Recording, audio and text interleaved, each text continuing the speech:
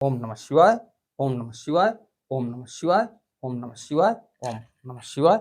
आपको फिर पुनः ले चलते हैं भोलेनाथ के श्री शिव महापुराण की कथा रुद्र संहिता के सती खंड के 35वें अध्याय में, जिसमें आपको मिलेगा दक्ष प्रजापति की यज्ञ को विध्वंस करने के लिए भोलेनाथ के गण चले। तो क्या इस कथा में मिलता है ऐसा कि दक्ष प्रजापति जब भयभीत हुए भोलेनाथ के गणों को देख के, तो क्या उनकी रक्षा धरती के पालनहार भगवान विष्णु करते हैं किस प्रकार से, और उनकी सहायता किस प्रकार से होती है, इस कथा में मैं आपको ले चलता हूँ। तो इससे पहले विघ्नों को हरने वाले भगवान गणेश और विद्या की प्रदायिनी माँ सरस्वती के श्री चरणों में शीश नवाते हुए विनम्र निवेदन करूंगा कि हमारे देश संसार में जहाँ भी भोलेनाथ के श्री शिव महापुराण की कथा हो रही हो, उसे संपन्न करने में अपना पूर्ण योगदान दें। उसके साथ साथ हमारे ऊपर भी महादेव की कृपा बनी रहे कि मैं अपने मुखार बिंदु से महादेव के श्री शिव महापुराण की कथा को जो भी शिव भक्त प्रेमी हैं उनके तक पहुंचाने का पूर्ण प्रयास करूं, और इस कथा को सुन के अपने पुण्य के भागी बने। तो पिछली कथा में मैंने आपको बताया था कि दक्ष प्रजापति शिव गणों को देख के भयभीत हुए, और उसके बाद दक्ष प्रजापति जो थे परमपिता ब्रह्मा के पुत्र थे और देवताओं के अध्यक्ष भी थे। तो क्या दक्ष को शरण मिलता है, भगवान विष्णु देते हैं कि नहीं देते, आगे इस कथा में आपको ले चलता हूँ। हमारी वीडियो, हमारी कथा आपको अच्छी लगे तो वीडियो को लाइक करिए, शेयर करिए, चैनल को सब्सक्राइब करिए, बेल आइकन दबाना न भूलिए, जिससे हमारी कोई भी महत्वपूर्ण धार्मिक वीडियो आप तक शीघ्र पहुंचे। आपका दिन मंगलमय हो। संस्कृत और उसका उच्चारण हिंदी तक पहुंचाने का पूर्ण प्रयास करूंगा। तो ब्रह्मोवाच, ब्रह्मा जी कह रहे हैं, दक्षस्य वचनम श्रुत्वा विष्णुर्दीन तरम तदा अवोचद बोधयन सत्वम वै शिव तत्व परांग मुखम। तो ब्रह्मा जी कह रहे हैं, तब दक्ष की अत्यंत दीनतापूर्ण बात सुनकर भगवान विष्णु शिव तत्व से विमुख उन दक्ष को बोध प्रदान करते हुए कहने लगे। विष्णुवाच, भगवान विष्णु क्या कह रहे हैं, मया रक्षा विधातव्या तव यज्ञस्य दक्ष वै ख्यातो मम परः सत्यो धर्मस्य परिपालनम तत्सत्यम तु त्वयोक्तम हि किम ततस्थ व्यक्तिक्रमः शृणु त्वं वच्म्यहं दक्ष क्रूर बुद्धिं त्यजाधुना नैमिषेनिमिष क्षेत्रे यज्जात्यं वृत्तमद्भुतं तत् किं न स्पर्श्यते दक्ष विस्मृतं किं कबुद्धिना रुद्र कोपाच को हात्र समर्थो रक्षणेत न यस्याभिमतं दक्ष यस्त्वां रक्षत दुर्मतिः किं किम कर्मेति तन्न पश्यस दुर्मते समर्थम केवलम कर्म न भविष्यत सर्वदा स्वकर्म विधितद्देन समर्थ्वेन जायते न त्वन्या कर्मणोता दाता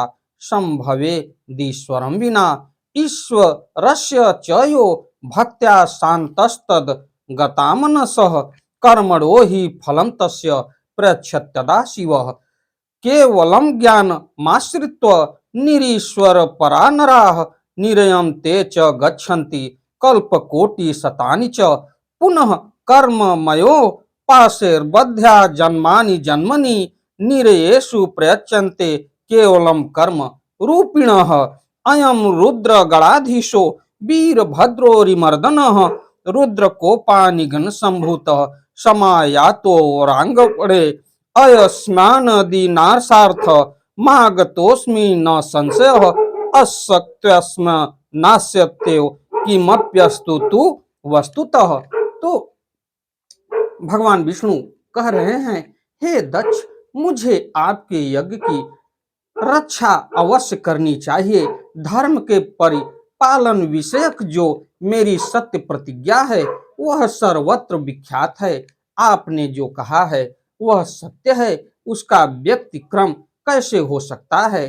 परंतु दक्ष, मैं जो कहता हूँ उसे आप सुनिए। आप इस समय क्रूरतापूर्ण बुद्धि को त्याग दीजिए। हे दक्ष, देवताओं के क्षेत्र नैमिषारण्य में जो अद्भुत घटना घटित हुई थी, क्या उसका स्मरण आपको नहीं हो रहा? आप कुबुद्धि के कारण उसे भूल गए। रुद्र के कोप से आपकी रक्षा करने में यहाँ कौन समर्थ है? हे दक्ष, आपकी रक्षा किसको अभी मत नहीं है, परंतु जो आपकी रक्षा करने को उद्यत होता है वह दुर्बुद्धि है। हे दुर्मते, क्या कर्म है और क्या अकर्म है, इसे आप नहीं समझ पा रहे हैं। केवल कर्म ही सब कुछ करने में सर्वदा समर्थ नहीं हो सकता। जिसके सहयोग से कर्म में कुछ करने का सामर्थ्य आता है, उसी को आप स्वकर्म समझिए। भगवान शिव के बिना दूसरा कोई कर्म में कल्याण करने की शक्ति देने वाला नहीं है। जो शांत होकर ईश्वर में मन लगाकर भक्ति पूर्वक कार्य करता है, उसी को भगवान शिव उस कर्म का फल देते हैं कि जैसी भक्ति होगी भोलेनाथ के प्रति, उसको वैसा ही फल मिलता है। जो मनुष्य केवल ज्ञान का सहारा लेकर अनिश्वरवादी हो जाते हैं, वे 100 करोड़ कल्पों तक नरक में ही पड़े रहते हैं। केवल कर्म परायण रहने वाले लोग प्रत्येक जन्म में कर्म में पापों से बंधते हैं और नरकों की यातना भोगते हैं। हे रुद्र गणों के स्वामी, शत्रुमर्दन तथा रुद्र की क्रोधाग्नि से उत्पन्न वीरभद्र यज्ञ भूमि में आ गए हैं। ये हम लोगों के विनाश के लिए आए हैं, इसमें संशय नहीं है। चाहे कुछ भी हो, वास्तव में इनके लिए कुछ भी अशक्य नहीं है। ये भगवान विष्णु कह रहे हैं वीरभद्र के लिए कि इनको जीत पाना बड़ा ही मुश्किल है। तो प्रज्वाल्यास्मानयं सर्वनाम धूममेव महाप्रभु ततः प्रशांत हृदयो भविष्यत् न संशयः। श्री महादेव सपथनम समूल्लंघनम भ्रमान्य मया यतः स्थितम ततः प्राप्यम मया दुखम त्वया सह शक्तिर्मम तु नास्यत्येव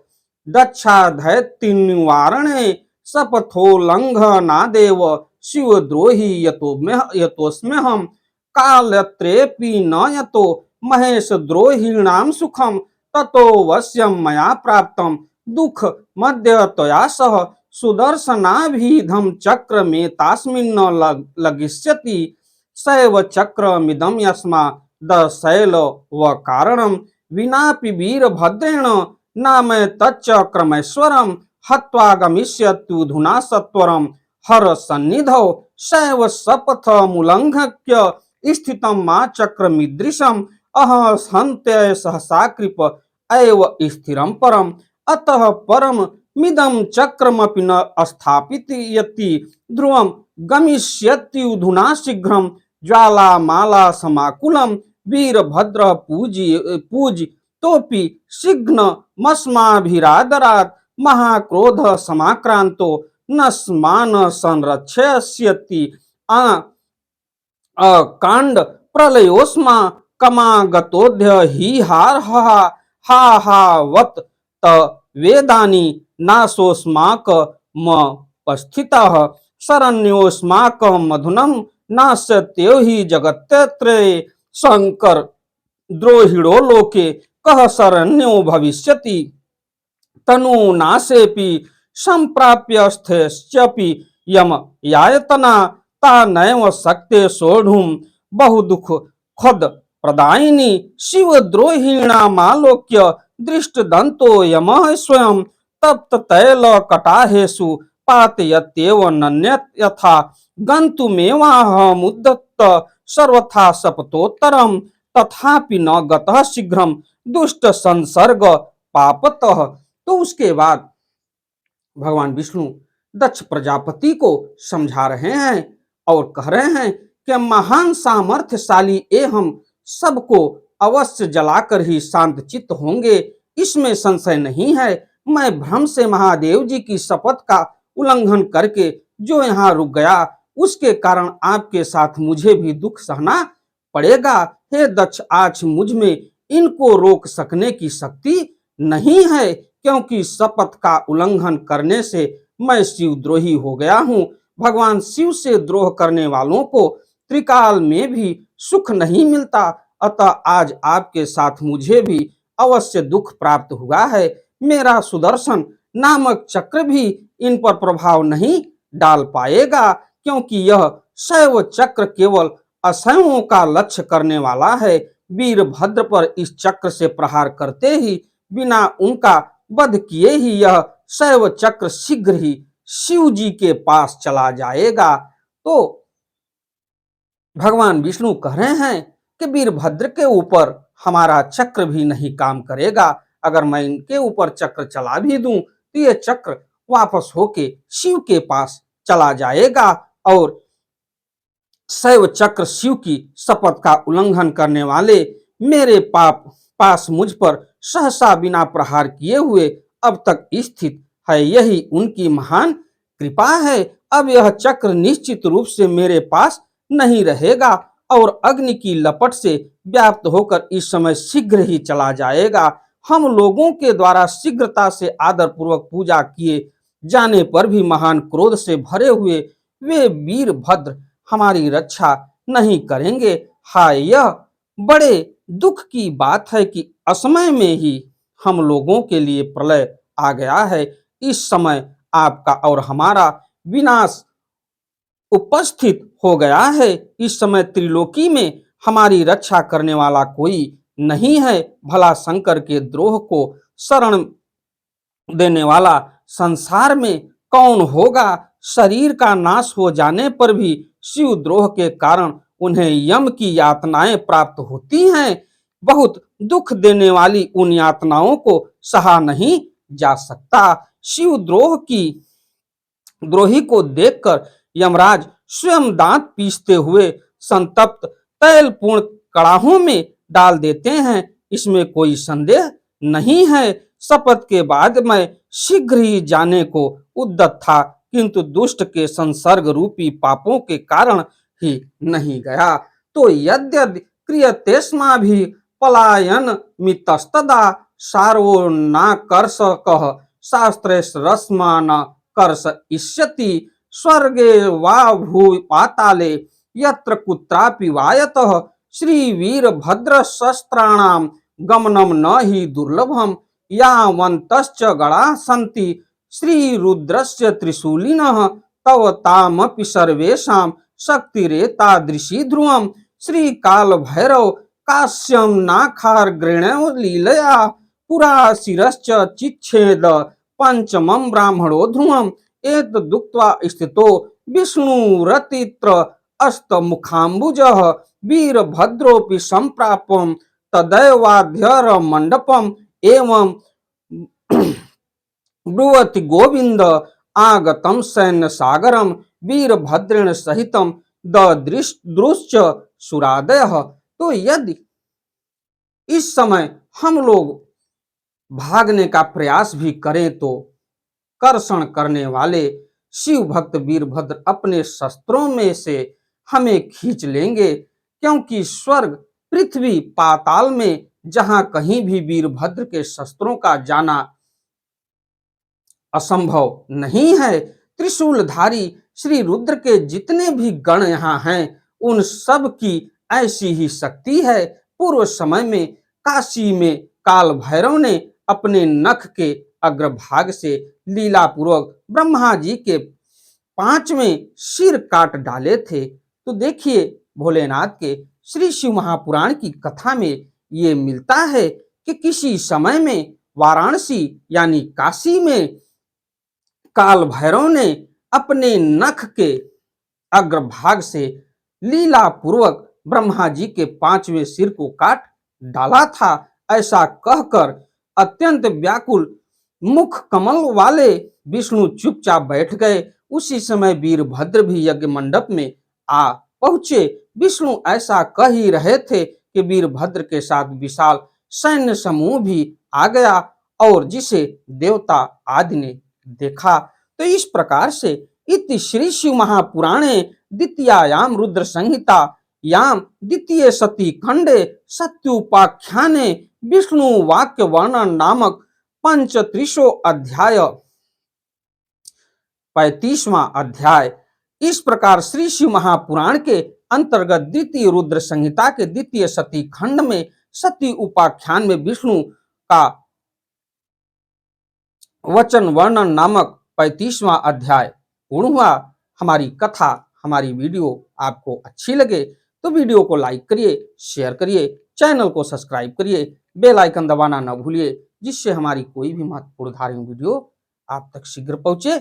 आपका दिन मंगलमय हो। 36वें अध्याय में अगली कथा में मैं आपसे मिलता हूं, जिसमें आपको मिलेगा युद्ध में शिव गणों से पराजित हो देवताओं का पलायन, इंद्र आदि के पूछने पर बृहस्पति का रुद्रदेव की अजेयता बताना, वीरभद्र का देवताओं को युद्ध के लिए ललकारना, श्री विष्णु और वीरभद्र की बातचीत। चलते चलते एक बार प्रेम से बोलिए ओम नमः शिवाय, ओम नमः शिवाय, ओम नमः शिवाय, ओम नमः शिवाय, ओम नमः शिवाय, ओम नमः शिवाय।